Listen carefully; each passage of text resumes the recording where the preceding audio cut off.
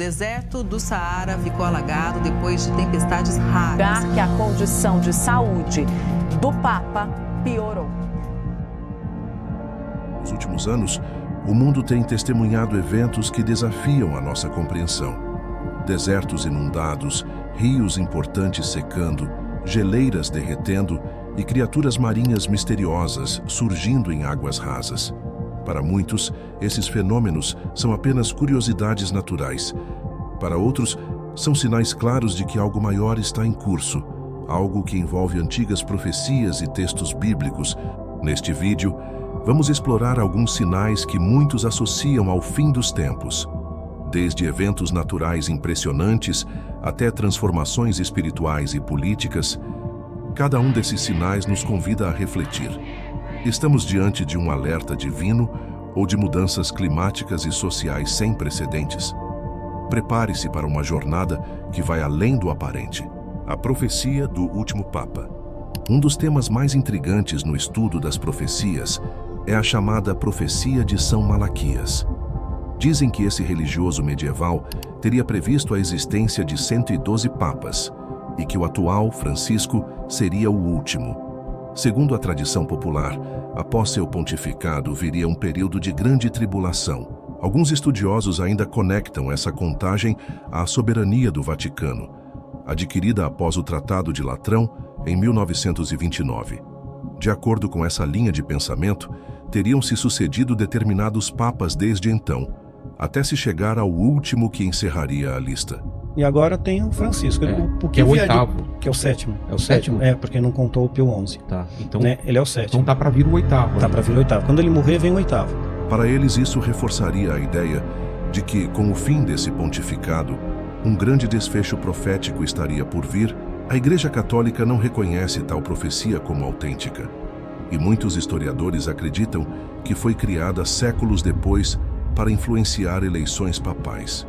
Ainda assim, o estado de saúde frágil do Papa Francisco reacende a pergunta: e se de alguma forma essa previsão estiver certa? Seria um indício de que estamos mais próximos do fim do que imaginamos ou apenas uma superstição medieval? A dúvida permanece para muitos fiéis. Rios com águas vermelhas. Em fevereiro de 2025, o rio Sarandi, na Argentina, chocou a população ao surgir tingido de vermelho intenso, evocando Apocalipse 16:4, onde rios se tornariam em sangue, e o terceiro anjo derramou a sua taça nos rios e nas fontes das águas, e se tornaram em sangue. Apesar das investigações apontarem contaminação por anilina, usada em corantes, a imagem de um rio carmesim não deixou de trazer à memória passagens bíblicas sobre juízo divino. Casos semelhantes ocorreram em outros países, às vezes por óxidos de ferro em regiões vulcânicas ou despejos industriais. Seja como for, o choque visual de águas vermelhas desperta questionamentos profundos. Será que a natureza está nos enviando um alerta ou estamos apenas colhendo o que plantamos em termos de negligência ambiental? O Mar Morto e a promessa de vida. O Mar Morto, famoso pela salinidade que inviabiliza a vida, vem apresentando bolsões de água doce e até peixes e vegetação em áreas pontuais. Para muitos, essa mudança remete à profecia de Ezequiel 47, que descreve águas sendo purificadas e trazendo vida a locais estéreis. Então disse-me: estas águas saem para a região oriental e descem ao deserto, e entram no mar, e sendo levadas ao mar, as águas tornar-se-ão saudáveis. Os geólogos propõem explicações naturais, como a abertura de fissuras geotérmicas ou infiltrações de nascentes. Mas no imaginário profético, o simples fato de um mar morto começar a exibir sinais de vida é poderoso. Seria um ensaio para o cumprimento literal de Ezequiel, em que até os lugares mais inóspitos poderiam tornar-se férteis, ou um lembrete simbólico de que, diante de Deus, nada é realmente impossível. A seca do rio Eufrates e as inundações no Saara. E o sexto anjo derramou a sua taça sobre o grande rio Eufrates, e a sua água secou-se, para que se preparasse o caminho dos reis do Oriente. O rio Eufrates enfrenta uma queda brutal em seu volume de água. Desde 2003, estima-se que perdeu mais de 144 quilômetros cúbicos, e há quem projete que poderá secar quase por completo até 2040. afetando países como Turquia, Síria e Iraque. Esse cenário pode intensificar disputas geopolíticas e até conflitos. Enquanto isso, em setembro de 2024, o deserto do Saara vivenciou chuvas extraordinárias, formando lagos temporários onde reinava a aridez. Uma chuva rara inundou partes do deserto do Saara. Tá entendendo o que está acontecendo?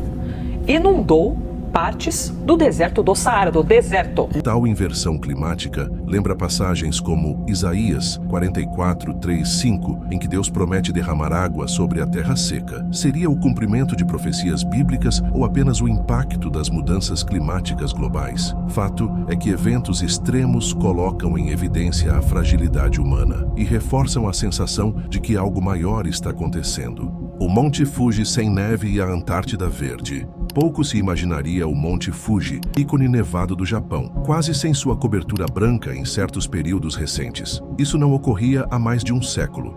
Especialistas citam invernos menos rigorosos e variações climáticas acentuadas. Simultaneamente, a Antártida registrou um surto de vegetação rasteira, musgos, microalgas, expondo manchas esverdeadas em regiões antes congeladas. Romanos 8:22 diz: toda a criação geme e está juntamente com dores de parto. Para quem crê nas Escrituras, tais acontecimentos podem representar a Terra clamando contra um desequilíbrio crescente, possivelmente prelúdio de algo descrito em profecias sobre o princípio das dores, Mateus 24:8.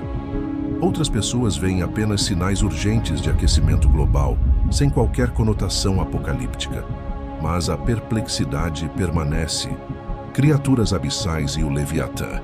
Peixes de águas abissais aparecendo em superfícies rasas, como o peixe-remo, chamado no Japão de peixe do juízo final, ou o temível diabo negro. O diabo negro foi visto nadando próximo à superfície pela primeira vez. Certas lendas japonesas dizem que, quando o peixe-remo sobe, terremotos ou tragédias podem estar por vir. A Bíblia menciona o Leviatã, um monstro marinho indomável, associado ao caos primordial. Seriam essas aparições um lembrete de que as profundezas do mar guardam segredos que podem emergir em tempos de inquietação ou apenas casos pontuais de correntes oceânicas? Independentemente da explicação científica, o imaginário coletivo liga esses enviados das profundezas a presságios sombrios. Em breve faremos um outro vídeo focado no Leviatã para aprofundar ainda mais esse tema misterioso. Fenômenos astronômicos, explosões solares, luas de sangue e eclipses. Além da Terra, os céus também parecem dar sinais. Ultimamente, ouvimos sobre explosões solares intensas que podem afetar satélites e redes elétricas, gerando tempestades geomagnéticas. Lucas 21, 25 e 26 fala de sinais no Sol, na Lua e nas estrelas.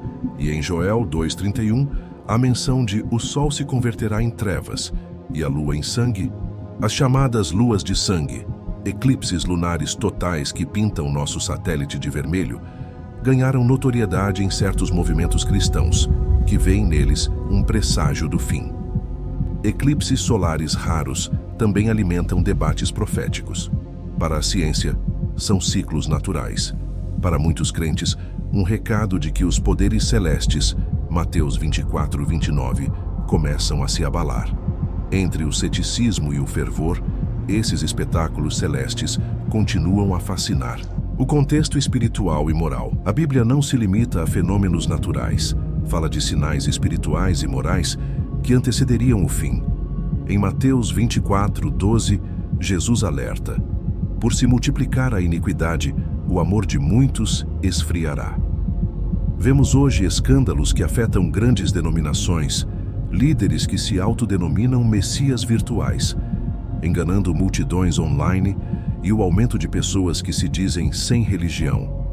Para alguns, é o cumprimento de Mateus 24:4, 5, 11, 24, sobre falsos profetas e cristos. 2 Tessalonicenses 2:3 menciona a grande apostasia, um tempo em que valores cristãos seriam substituídos por filosofias materialistas ou relativistas. Observando nossa sociedade, alguns sentem que a religiosidade fervorosa está minguando, enquanto o engano cresce em volume. Outros creem que a fé verdadeira apenas se recolheu, esperando o momento certo. Mas não se pode negar. A atmosfera espiritual parece estar em convulsão. O cenário político e econômico, guerras, rumores e a marca da besta. Guerras e rumores de guerras, Mateus 24, 6 e 7, sempre existiram. Mas hoje as potências nucleares, disputas territoriais e até ataques cibernéticos mostram como a destruição poderia se dar em escala global num piscar de olhos. Ao mesmo tempo, a digitalização financeira avança.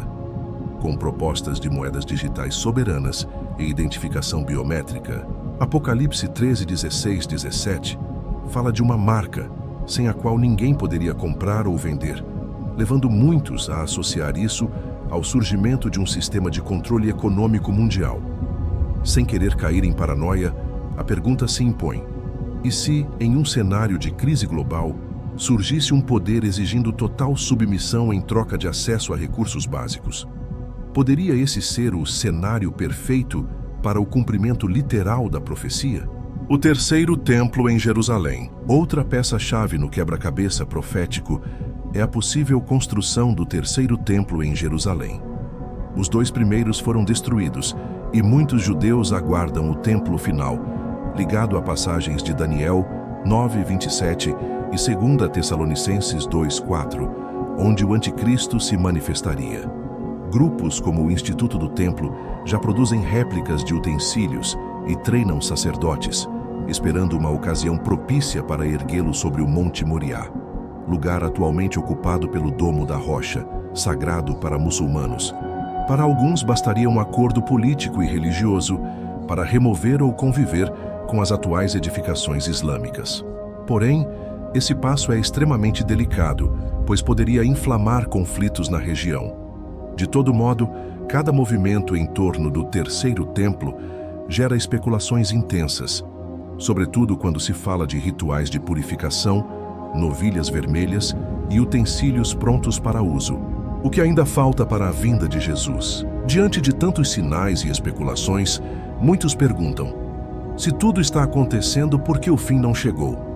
A Bíblia mostra que alguns passos ainda não parecem plenamente cumpridos. 1. Manifestação clara do anticristo. Segundo Tessalonicenses 2, 3, 4, um líder carismático surgiria, unificando governo e religião, exigindo adoração. A despeito de tensões e figuras autoritárias, ainda não temos um nome incontestável que reúna poderes globais. Porém, existem teorias que apontam para uma figura política emblemática. Falaremos mais sobre isso em um outro vídeo. 2. Reconstrução do terceiro templo. Apesar dos esforços do Instituto do Templo, a localização no Monte Moriá, onde hoje há santuários islâmicos, continua sendo grande obstáculo. Alguns evocam Daniel 9:27 e 2 Tessalonicenses 2:4 como profecias-chave. Se surgir um acordo mundial de paz na região, o templo poderia ser erguido rapidamente. 3. Ampliação do controle econômico mundial, marca da besta. Embora a digitalização financeira seja real, não temos ainda uma imposição universal que bloqueie compras e vendas sem certo sinal. Observadores dizem que crises mundiais, sanitárias, econômicas ou climáticas, poderiam impulsionar tal medida. Antes da pandemia, líderes globais já discutiam maior coordenação para enfrentar crises. Cúpulas em 2019 apontavam para parcerias abrangentes. Para alguns, isso é o prelúdio de uma governança global. 4.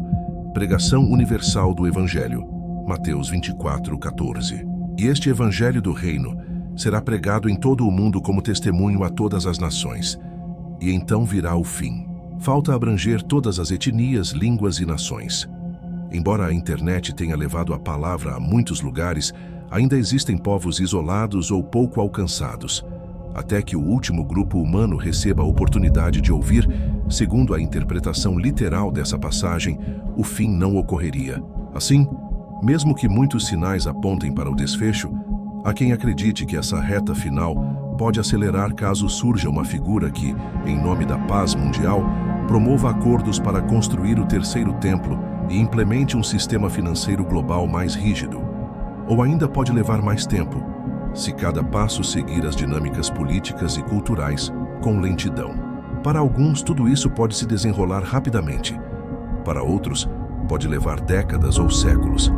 Jesus advertiu: quanto àquele dia e hora ninguém sabe. Mateus 24:36. Mas recomendou observarmos os sinais dos tempos. Mateus 16:3. Conclusão: diante de sinais tão diversos, do suposto último Papa a rios vermelhos, do Mar Morto se enchendo de vida, ao rumor de um terceiro templo em Jerusalém, podemos cair em dois extremos: o pânico ou a indiferença. A Bíblia, porém, propõe a vigilância. Em Mateus 24:42, Jesus diz: vigiai, pois, porque não sabeis em que hora virá o vosso Senhor. Isso não é um chamado ao medo, mas ao discernimento e à preparação. Esses fenômenos nos convidam a repensar nossa relação com o meio ambiente, a forma como lidamos com a fé e a postura que adotamos diante de possíveis mudanças políticas e econômicas. Se o fim está próximo ou não, cada pessoa deve decidir como vive o presente. Se realmente estivermos diante de profecias se cumprindo, melhor estarmos preparados. E você? Acredita que o cenário atual cumpre as profecias bíblicas ou crê que são apenas mudanças históricas e climáticas sem ligação com o fim dos tempos? Inscreva-se no canal, deixe seu comentário, curta e compartilhe este vídeo e, acima de tudo, mantenha o coração aberto às lições que esses tempos podem trazer. Se o desfecho final estiver próximo ou distante, a transformação espiritual começa hoje, em cada um de nós. Nos vemos em um próximo vídeo. Até lá, vigie, cuide do próximo e guarde no coração as palavras de Cristo. Um forte abraço e Shalom.